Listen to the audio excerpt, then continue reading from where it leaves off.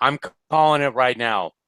This movie is literally going to be the Justice League of Equestria girls before DC even has a chance to do one. That's how it Just saying. starts. That's how it starts. The friendship, the feels, the songs. It turns grown men into little children. I don't know. I was trying to quote Alfred from Batman Beyond. Not Batman Beyond. Batman v Superman. Although Batman Beyond's awesome, that show did not get that show nearly was as kick-ass. that show didn't not get nearly as much critical praise as it should have. But we're not here about that. Actually, speaking of things that considerably underperformed, how about that Legend of the Everfree? And I don't know. It did pretty swell on Netflix. yeah, but I will say, like, even before we get to the scores, I've seen it once, and that's about all of I want to see it. It was just kind of meh to me. Yeah, I told John I watched it after New Year's Eve, but I'd only gotten like 6 hours of sleep because I was the one that had to drive everybody home. So that's the last time. That's the last time I watched it was about 6 days ago. The days are kind of like going by slow for me because I'm honestly just counting down the days until Kingdom Hearts 2.8 comes out. So it feels even longer since I've seen it. Basically, not a lot from me this episode, although I remember it enough to talk about it and make a few bad jokes. So, Lego. Lego. Sorry. Vine videos for the win. Just saying. How about that Vine website? That lasted forever, didn't it? Uh-huh. So. Poor King Bach. King Batch was awesome. Yeah, he was. What about that other guy that's just like, the man struggles to lift the weights, but I got watermelon to keep me in shape? It's watermelon. I mean, that was that guy's like only joke. But yeah, it's the most beautiful thing I've ever seen in my life. It's watermelon inside of watermelon.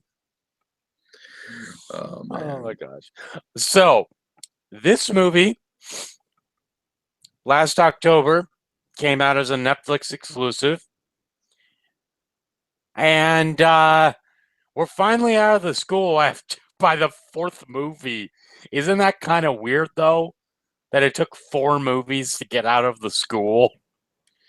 Well, to be fair, it took. Oh, what's a good example of that? It's man. There's plenty of like games and stuff like that where it's like, oh, they're finally out of whatever. But I don't know, man. I don't know. They were able to milk the school pretty good for the last 2. Yeah, I would say that. So I mean, they got out a little bit because Twilight was in Crystal Prep, but yeah, no, this is cool. Although I remember going into this and I was thinking initially, is this just gonna be a rehash of that episode with Fluttershy and the CMC where Fluttershy gets almost stoned by the cockatrice? But it wasn't anything like that. It wasn't even anything like that. So I was like, okay, cool.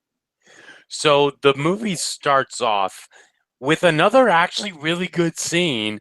Is Twilight is having the human Twilight is having nightmares about Midnight Sparkle taking away all her friends and possessing her again, and I'm just like when the rest of the main 6 disappear, I'm just like, holy shit, what's going on here? And I like how it almost looks like Tron in a sense when everything like falls away. Yeah, that's what I was gonna say. My initial thought was, oh my god, they just got de-rezzed. Yep. MCP was like, enough of your games, user. But again, it was just her sleeping on the bus. I'm just like, I wonder if you woke up late and had to just take the bus and like sleep on the bus. I knew people who would literally sleep on the bus because I don't know about you, but when I was in high school, we were right by the state line. So me and Brian were both. It took us about an hour to get from our house to the school because we were the first stops on the entire bus route because we were so far out of the way. And I knew people who would like sleep on the bus on the way to the school. And I'm just like, okay, that works. But Well, they if get it's to one the of the camp. if it's one of the buses that doesn't have bugs infested, or the or the insides of the seat you're on don't feel like shoes in your back, then yeah, buses are kind of. I've never had a more comfortable window than a bus window, man. Oh yeah. But I will say when it got cold, oh my gosh, it would take the entire bus ride to warm your feet up. And then you had to step right back out into the slush. And I'm just like, fuck me. But anyway, they get to the camp and they have Gloriosa and Timber, I believe his name was. Wingardium Gloriosa. Yeah. It's a It's like, levitation. It's a levitation spell, but only for trees. yeah. It's like that one thing of the killer whale like floating above the water and it says levitate and it's like Wingardium Leviosa. Oh my god, that's not how you say that. It's Leviosa.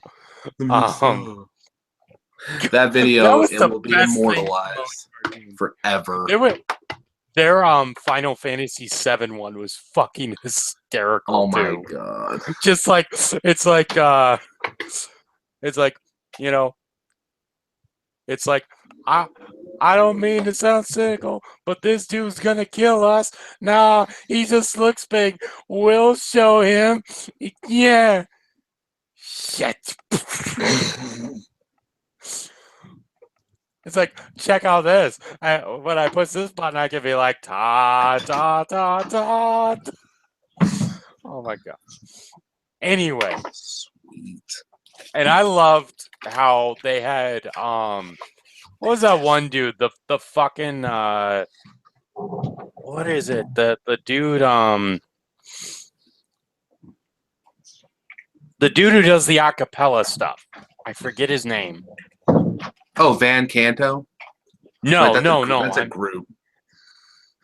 I don't remember, but he does acapella video game stuff. It's really cool. But anyway. Oh, I know who you're talking about. Yeah. But anyway, they get to the camp and they meet Gloriosa and Timber. And you see Filthy Rich come up at one point and is trying to buy the land, which I'm like he wants to build like Barnyard Bargains or something like that. And I'm just like, hold on a second. If you want to do that, why are you going to this secluded part of a forest? That's literally, because think about it, a campsite is literally far removed from society so that you can have an enjoyable time in nature. You know what I mean? My question is, why was Filthy Rich the bad guy? That's another thing, too. It's like, he's a businessman. Wow, kind of sounds like America now with Donald Trump. Just saying. And that's all we're going to say on the matter. Anyway, yes, let's move on from that. We don't want to talk about that heathen. But it seems like there's a lot of stress between Filthy Rich and Gloriosa. They seem to be like, basically, they're running out of money. The camp is running out of money. These two, Timber and Gloriosa, are running out of money. They have no idea how they're going to keep the Filthy Rich from just coming over and buying them out. Oh, yeah, we need to talk about Timber. I'm just going to say, the thing about Timber is that Flash 2.0. Okay, I'm done. Basically, I'm going to say this. even if you can conceit that that even if you can concede that Twilight and Timber are around the same age, which I highly doubt That's what the novel because of says. their jobs, but even if you can say that, it would be considered wrong for a high school student and a camp counselor to fall in love and date. Don't listen Here's to the this thing, guy. though. He's a square. He still believes on not kissing until the third date. Oh, shut it. No, But you see what I mean? yeah, It's especially considering weird. it's a field trip, and whether they're the same age or not. I mean, to make the show about magical girls, because that's what the Equestria thing a spinoff is now. It's a magical girls American anime, a la Steven Universe. Um, well, Steven Universe is sci-fi. Point is, there's some legal ramifications with that. I mean, never mind the case they had to take to court for Timber being an Evophile, or however you pronounce that.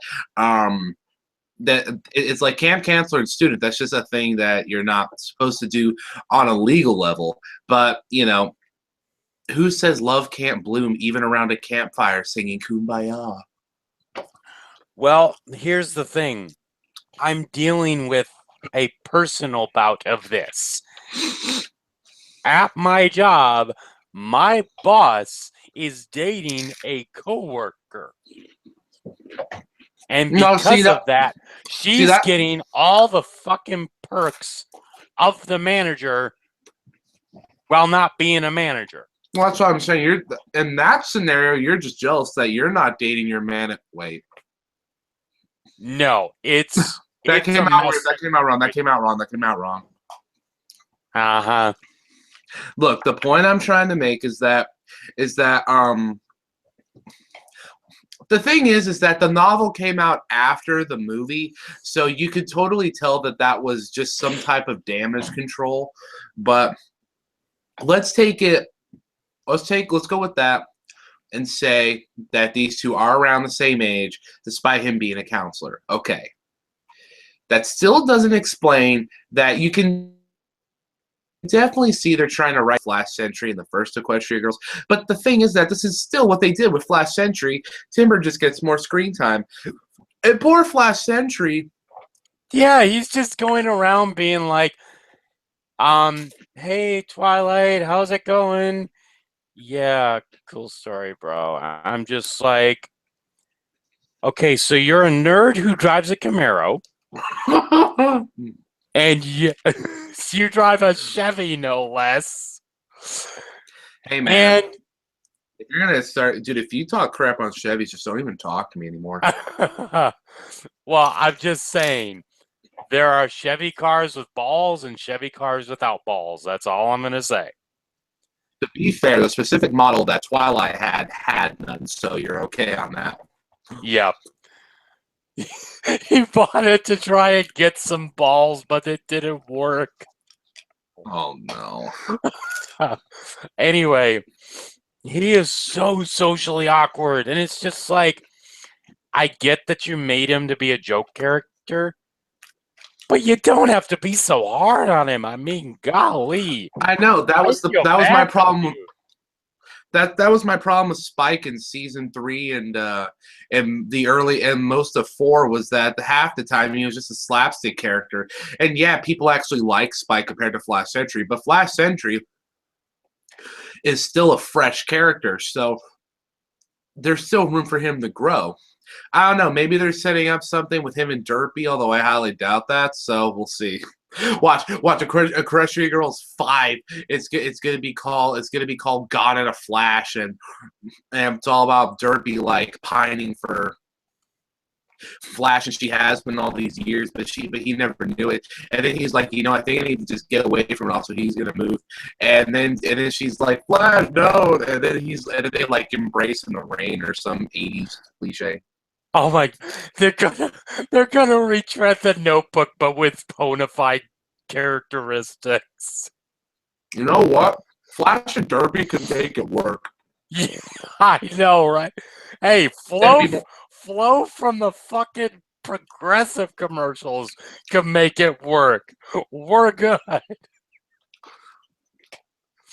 Dude, you have no idea how well I still remember that commercial. Yeah. So anyway, they talk about a legend of Gaia Everfree, who basically is this monstrous spirit who haunts the forest. And the people who were there, which was Gloriosa and Timber's great grandfather and grandmother, I believe, because they're brother and sister. Yeah. They built the land, and it was just inherited through the family. But this spirit, they were begging to the spirit, like, let us build the land. We want to be able to serve the kids and do good in the world. And so the spirit said, fine, but I will return eventually. And that's all that's really mentioned about it until the very end of the movie. Now, here's the thing. Then they have this big old thing about making the dock because everyone that's been to Camp Everfree has left like a token of gratitude towards them. I think Luna and Celestia made these totem pole things. Which I think is a cool idea because it's good to have traditions like that, especially at a campsite. But they decided to remake the little pier, and I'm like, that's kind of cool. But it just goes on and on and on. And I'm sorry, but Rarity, you are my most hated character in this entire fucking movie series. You cannot stop talking about the fashion shows, about about the fact that you're gonna make dresses. Move from that character arc. Rarity in the show has development outside of that. She reads romance novels. She reads mystery novels. She bases her stuff on her inspirations, like Shadow Spade. She has a successful business in multiple areas. And most of her episodes are really fucking cool, especially Dog and Pony Show, where she just goes and fucks off with those diamond dogs, and they don't even see it coming. So, Rarity, I'm sorry, but if you want to gain my trust in Equestria Girls, you need to move past that shit. Just saying. Hold on, dude. I'll don't worry. I'll drop the mic for you. There you go. Thank you. See, I wish I could make a poignant rant in a minute as opposed to 10. Yeah, right. But my problem with ranting is I can be constructive, but because I get all personally invested in it, I have to combine my constructive criticism with reason you suck speeches. So, yeah, in fact, and to be completely honest, I think I've gone too far when I've said I hated Twilight and Rainbow Dash because there are characters in media that I genuinely hate. Like I can look back on them and be like, oh yeah, screw that version. But Rainbow Dash and Twilight have their moments where I'm like, yiku. Yeah, I know what you mean. Like Rainbow Dash for most of the last 2 seasons, honestly, has been for me the best I've seen her. Oh yeah. So they go through this whole thing and they start getting these magical powers, and they're thinking it's because of the Gaia Everfree that's haunting the land, because apparently it's imbued with magic, most likely from Equestria. And then plot twist, it's the Illuminati triangle from Gravity Falls behind it all.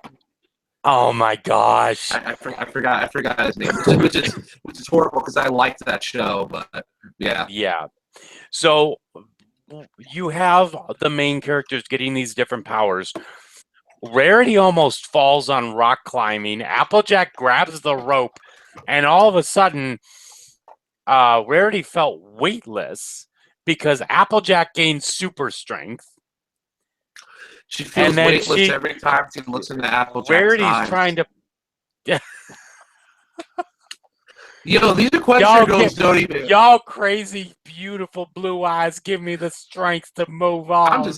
I'm just saying, dude. These movies don't even care when it comes to the Rare Jack, dude. They're straight up like holding hands and stuff in that end song. As far as I'm concerned, in Equestria Girls, Lyra and Bonbon and or Sweetie drops, and Applejack and Rarity are canon. They're gonna get married and have 2 kids, and they're gonna be named Jack and John Cena. Jack and John Cena. And I don't mean like John Cena. No, I mean like John Cena is his whole name. Is his first name. Like he's not just John. He is John Cena Jack Applejack. Yeah. Like John Cena T. John Cena. So from this point, this is the part of the movie where, not just because I was tired, but just because I knew that how it was going. This is the part where I didn't check out, but this is the part where I logged on to TV tropes and, went through a couple dozen articles because, I knew it was going to be a montage of them getting their powers. Typical Friendship is Magic form, they do it differently than their competition would have. It's not simply just, oh, I have a power now and I'm okay, and LOL. They discover the power, what it is, they react to it. So it's all well and interesting. They discover the power inside. Look, if this show has, if no one in this whole series has realized that the power is inside after 4 movies, 6 seasons, and eventually 1 super big holy shit theatrical release, then something's wrong. Okay, I'm being completely serious with you. If the sea ponies rise out of the sea and try to take over and send everyone back to the evolutionary gene pool in the ocean, if they don't immediately just figure out, let's use the power of friendship to turn them into sushi, then something's up. Yeah, but it's kind of like the Josh Scorcher review of Twilight's Kingdom, and it's like, these keys must be connected to the tree and connected to the box in some way, and he's just like, it sounds like I'm nitpicking, but they're not usually this smart. What's going on? To be fair, he's not wrong. No, he's not wrong at all. Because that takes out part of the drama of like, I don't know what's going on. But there's also a personal dilemma in this movie with Twilight, feeling like she has this monster still inside of her and she's PTSD up to 11. She is getting flashbacks. She is experiencing past trauma. She is getting triggered. And she should not log on to Tumblr. I repeat, she should not log on to Tumblr. Yeah, she goes in there. She goes in there straight and comes. I shouldn't make that joke. So the point just have her come across that one post of the soccer ball, and it's like, science side of Tumblr. Can you talk about this? It is angry. It was so stupid. But what I was going to say was, what I was eventually going to work out too was that I like that even 3 movies later, Sunset Shimmer is still recovering but doing better in her getting over her past transgressions, and I like that Twilight is still feeling, human Twilight is still feeling the effects of that, and it carries over in here because not only is, from a writing perspective, some people I've met people like this. They're like, oh, well, if you continue on the past arc from something else, the characters haven't moved on, that's just lazy writing. I'm like, no, it's continuing the story of the characters, which is good writing, and I like that. It sounds so twisted, but I mean this in the most nicest way possible. I love it when media I like tortures characters I like, and to see them get through it and emerge. It's just like, damn, that's good character. So already, human Twilight's being written better for the most part than Pony Twilight. That's why I like movies like The Great Mouse Detective, or I'm sorry, Five Goes West, An American Tale, Land Before Time. Surprisingly, both Don Okay, Bluth movies. okay, I Just was gonna say that's not fair. Don Bluth is evil. His literal philosophy on movies was this: kids can take any psychologically, damaging, horrific thing being thrown at them, and he said that these are exact words: as long as you tack on a happy ending at the end, they'll enjoy the movie. well, again, I grew up with both those movies, and I came out pretty good. Disney Just has the saying. same logic. Disney has the same logic too, man. The only thing is that Don Bluth keeps the drama up longer than they do. There's no character building songs. It's all dialogue and movements and story and stuff. Like Land Before Time is always kids are. I meet somebody who are like, "Oh yeah, I love that movie as a kid." And I'm like, "Oh yeah, I love it too." But then I look back at how depressing that whole movie is, and I'm just like, "Why?" Especially like in the middle of the movie with Sarah, that she's Oh just god. like they have a huge like her and Littlefoot have a huge argument, and then she goes off to sulk, and you have the narrator said she's left all alone now. I'm just like, dear God, she's a misunderstood bully. What the fuck? You don't see that often. Which is weird, and it's weirdly averted, of course, because there's no Don Bluth in the sequels. The next 10 movies are some of the fluffiest, happiest looking stuff I've ever seen in the world. But the Hey, first then movie, the fourth movie had a good one, the Mysterious Island. They had a good line where they meet Chomper again, and and his parents call him over as he's talking to them, and then he comes back and says, "My parents said I can't play with my food." drama.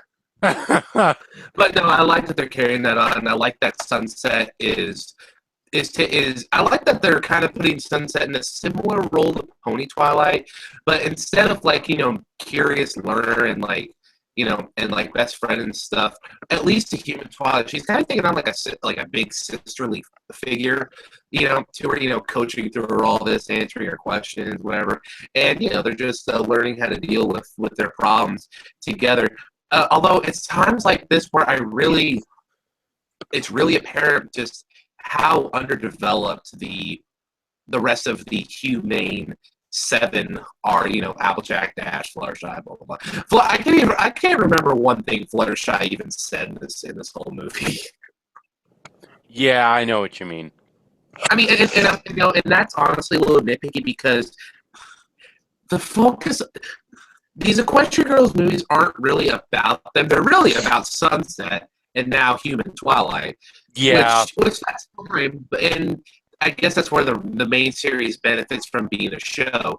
They have more time to develop the characters, but at the same time, I've always said this team is good enough that if they could develop the other ones if they wanted to, even if they wanted to do that like they had those like 5 minute shorts before Rainbow Rocks, that was cool. I thought it'd be cool if they did something like that to develop the characters, but they probably figure, oh well, these are just the same characters as the pony characters, so people will assume that they're three-dimensional already.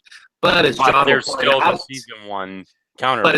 as John will readily point out to his own mother, the main seven are in this. The human seven are just. Eh, I can't even finish the sentence. But yeah, so I think it's at this point too where Flash is still moping about Princess Twilight, and I actually kind of took a little issue with this because I don't think the writers and Rebecca Sine, or however you pronounce her last name, so I get meant Soykit. How the hell am I supposed to remember to pronounce that? it. Well, some people say it's soy shit, and I'm just like, yeah, call her a shitty name. Just saying. It's like I like soy sauce, but yeah, no, It, it, Soykit. it's like that. It's like a Chinese dude trying to give you the fucking. It's like that South Park episode where they call the the city walk or whatever, and Yeah. it's like, can I get the city chicken? Okay, it's shitty chicken. I did my Garians. It's not racist if you reference South Park, right?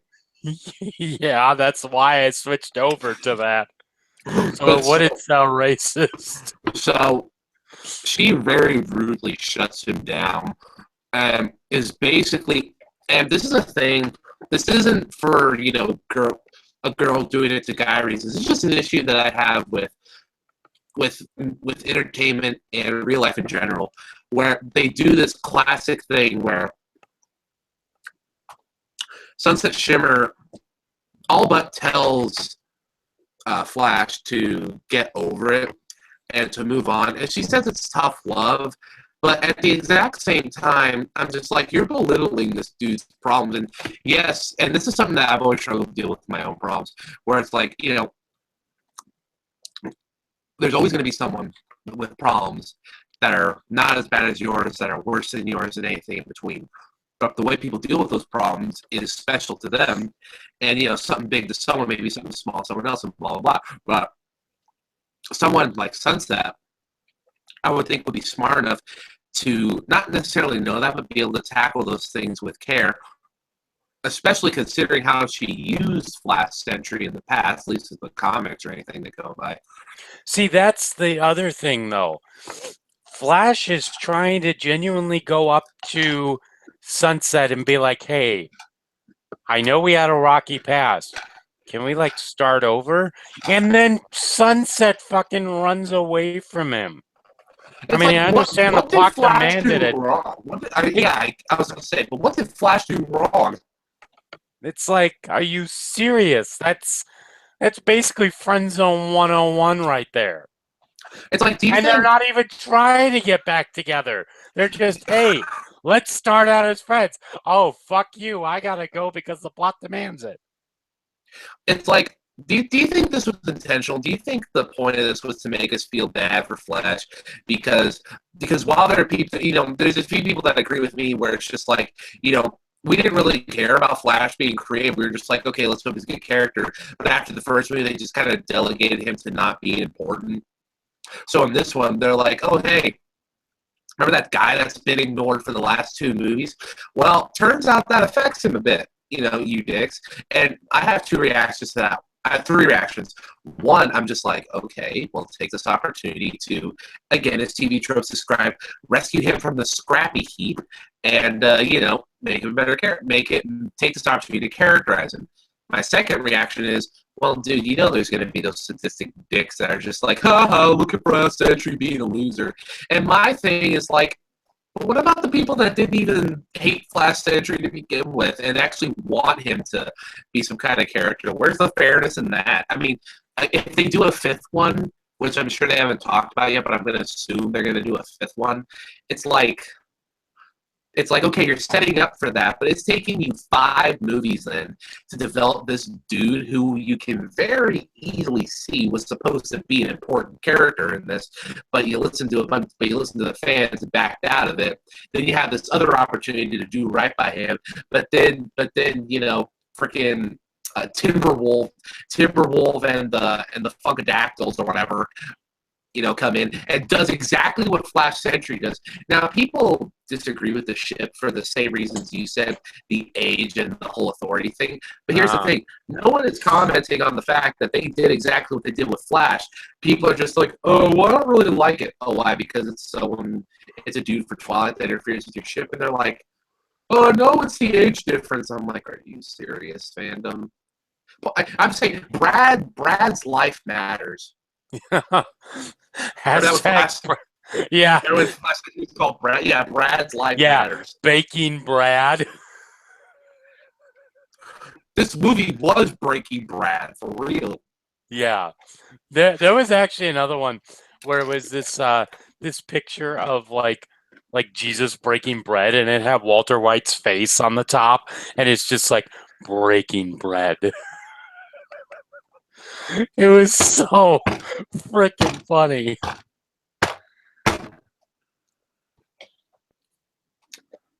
Just continue, Danny. Okay. So by the end of the movie, they find they're told not to go by the rock quarry. He becomes the bad guy. Somehow. Yeah. We're not supposed to go by the rock quarry, but they do anyway, and they discover this cave of wonders. Yes, I just made an Aladdin reference. Don't judge me. But it's all these like gemstone crystal things.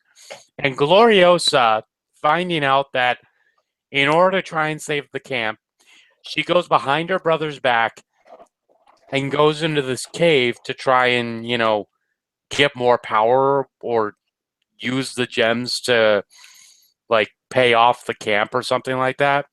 But it turns out that she's turned into Gaia Everfree.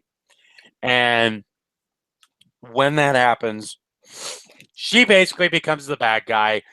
They're all trying to figure everything out.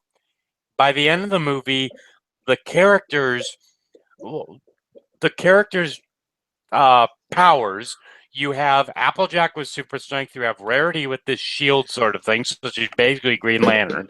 Or You have Rainbow Reinhardt, Dash with his super speed, which is basically Tracer. Flash. I'm And just then saying you the have Overwatch characters. Applejack yeah, is Zarya, by the way. and then you have Fluttershy who can call animals. So Uh, she's basically a Disney Snow White. princess. Yeah, She's Snow White and Mercy from Overwatch. yeah, she's Snow White from the Shrek movies. Just saying. That was serious. That was seriously one of the best scenes of that entire third movie. She just calls in the animals and has them just rain hell on the trees. Dude.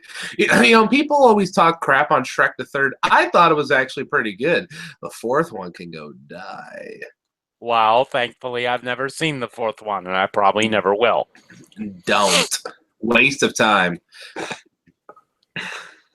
So Gaia Everfree. The design looked cool, but man, I can't help but feel that the big bad villains in these, except for the sirens, I kind of feel like the bad guys so far have similar design.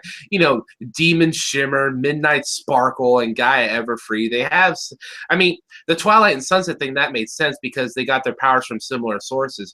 But Gaia Everfree, I thought looked a little too similar to them. yeah, I see what you mean.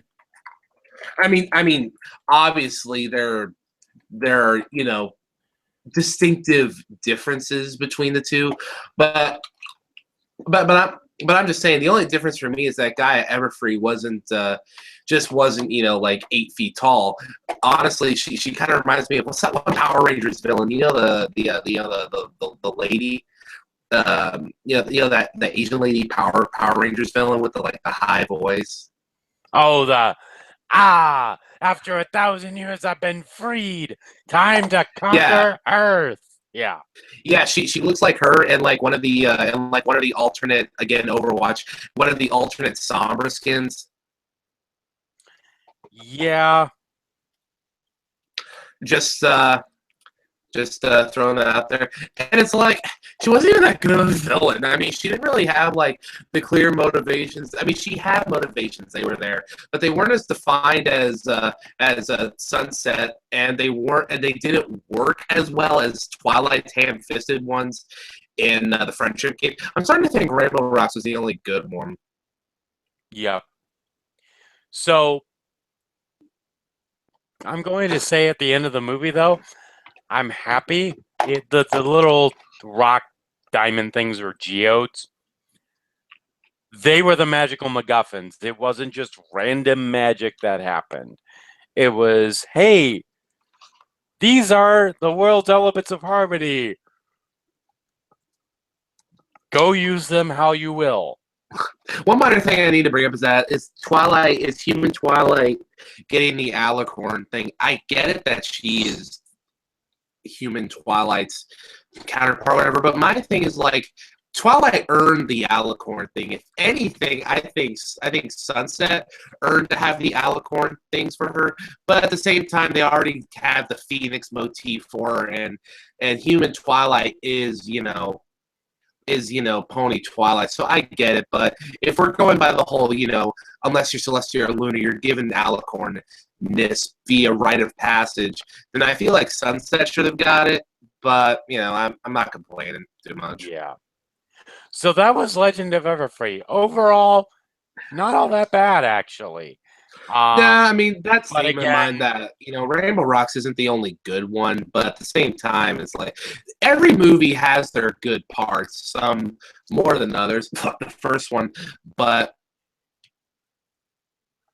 You know, it's how do I word it? Let me put it to you like this: strong 7. Mm-hmm. I would say a 7 as well because I like it. I like Rainbow Rocks and Friendship Games more, but to me it's about the same as the first Equestria Girls movie because again, a lot of the music was forgettable. I don't really. Oh yeah, I only remember that one song, song. which was "The Midnight in Me." Is when Twilight's still struggling with that. I mean, the balance between Twilight and Midnight Sparkle was interesting, but I think that should have been a little more in the forefront. I actually wish that some of Flash and stuff was a little more in the forefront because that could have potentially played into the plot, but unfortunately, it was just there for him to get patted down by Dirty. Mm. So, or Muffins, whatever her canon name is now. Yeah. So again, not all that bad of a movie, but we still feel like Friendship Games and Rainbow Rocks are a bit better, in our opinion. I feel like that's general consensus. I mean, I tell you what, Legend of Everfree isn't going to be someone's worst Equestria Girls, but it's not going to be their best either. Exactly. It's going to be kind of middle ground. Yeah. So yeah, that's it from me, John. And me, Stinkskin. And next week, we will be starting on the old reviews, starting with Season 1, the premiere of My Little Pony Friendship is Magic, the one that Lauren Faust wrote. See you then. Twisms.